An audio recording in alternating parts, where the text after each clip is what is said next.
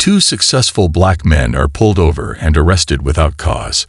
But when the officers discover the shocking truth about their identities, their world is turned upside down, forcing them to confront a mistake that could change everything. We would like to know where in the world you are watching our videos from. Drop your location in the comment below. Let's begin. It was a quiet night, the kind where the soft hum of streetlights and the occasional passing car were the only sounds that pierced the stillness. Marcus Taylor was driving home with his close friend, Darius, after attending an event. As they drove in comfortable silence, reflecting on the night, Marcus noticed flashing blue lights in his rearview mirror. A police car was tailing them, lights spinning in the darkness. "Why are they pulling us over?" Darius asked, a puzzled look crossing his face.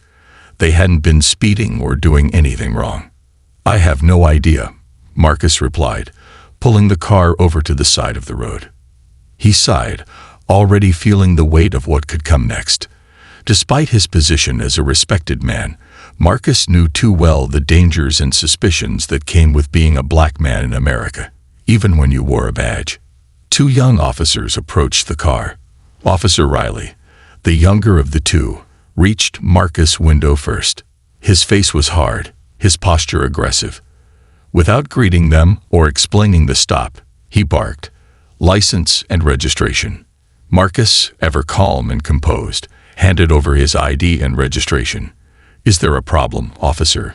he asked, trying to keep the tension from rising. Officer Riley barely glanced at the ID before turning his attention to Darius. "You too," he snapped, signaling for Darius' identification. Darius hesitated for a second, sensing the unfairness in the air, but knowing they had no choice. He handed over his ID with a slight frown.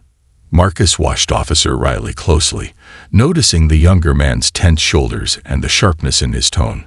This wasn't a routine stop. This was something more.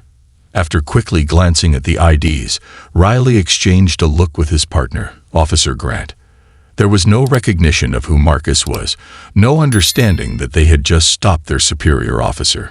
Instead, Officer Riley took a step back and whispered something to Officer Grant, who nodded. "Step out of the vehicle," Riley ordered, his voice carrying an edge that made Marcus's chest tighten. "Step out," Marcus repeated, his voice steady, though inside he was growing concerned.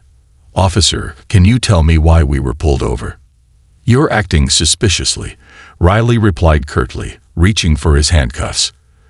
"Don't make this harder than it has to be."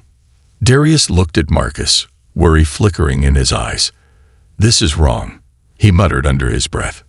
But Marcus knew better than to argue. Without another word, he slowly stepped out of the car, followed by Darius. In moments, both men found themselves handcuffed, standing in the glare of the police car's lights, with the quiet night around them now feeling heavy with injustice. The officers walked back to their patrol car to run the IDs, leaving Marcus and Darius standing by the roadside. Minutes passed, stretching out into what felt like hours. The flashing lights illuminated their faces, and every car that drove by seemed to slow down just a bit, as if the drivers were curious about what was happening. Marcus leaned toward Darius, his voice low and controlled. "Why did they stop us?" he asked, the frustration barely masked. "We didn't do anything wrong." Darius shook his head, equally perplexed but more visibly irritated. "I don't know, man. But this doesn't feel right," he muttered. "It's like they're fishing for something." Just as Darius spoke, the officers returned, and Officer Riley, the younger and more aggressive of the two, stepped forward with a hardened expression. His eyes narrowed as he looked at Marcus and Darius. "Step out of the vehicle, now," Riley barked, his hand resting on his holster as if preparing for trouble. Marcus, sensing the escalation, remained calm, though the weight of the situation was beginning to wear on him.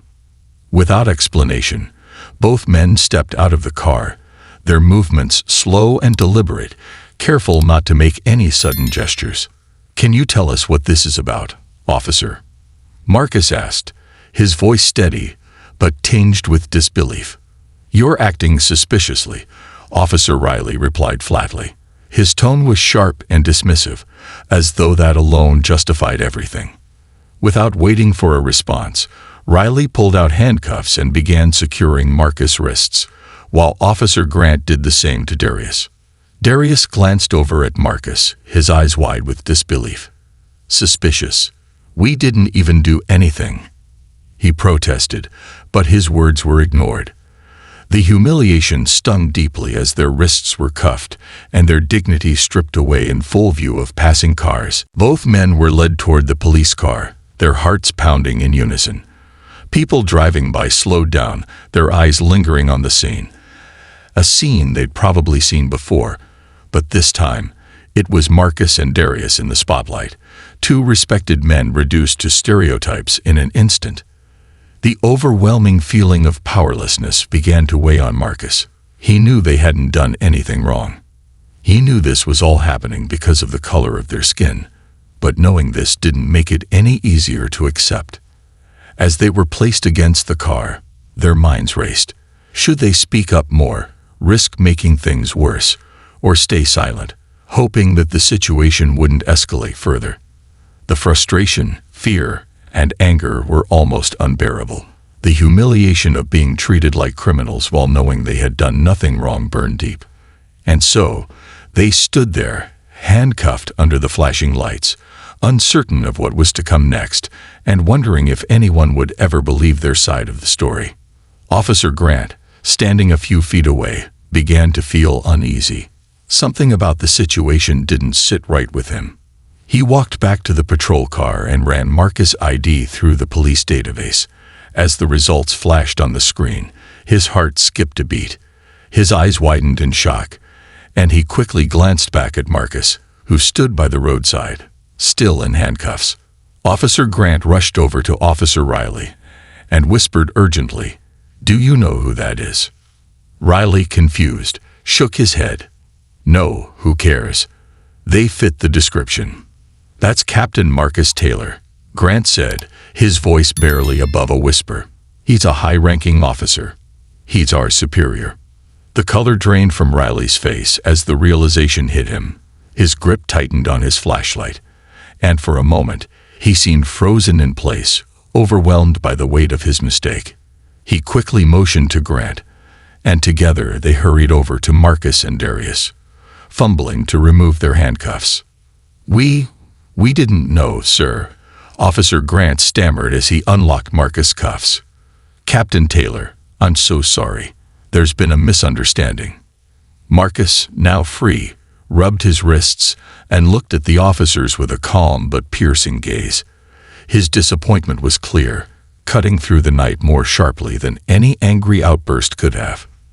"That's the problem," Marcus said slowly, his voice calm but filled with authority. "You didn't ask." Officer Riley stood there, speechless, his pale face reflecting the realization of what they had done. Darius, now uncuffed as well, took a step forward. "If this is how you treat someone like him," he said, nodding toward Marcus, "how do you treat the rest of us?" The backup officers, who had arrived ready for confrontation, now stood awkwardly, shifting uncomfortably. They had been prepared for trouble, but were instead faced with the truth that they had nearly arrested one of their own leaders, based purely on an assumption. As Marcus and Darius turned to walk back to their car, Marcus paused.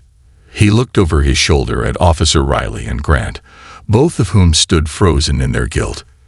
"You need to think about why you treated us like this," Marcus said, his voice steady but firm. "This isn't just about me. It's about every person who's judged before they're even heard."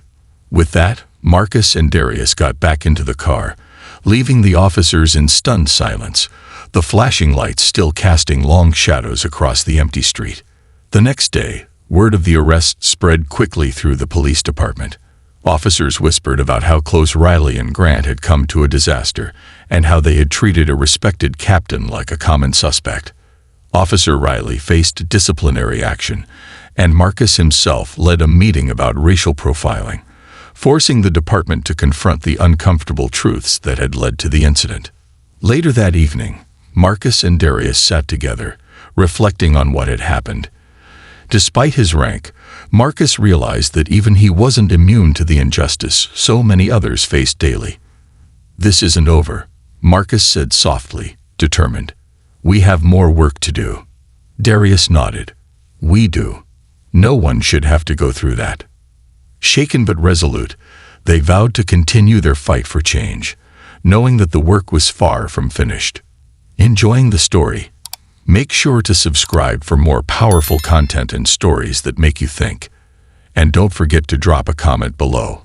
Let us know where you're watching from. We'd love to hear from you.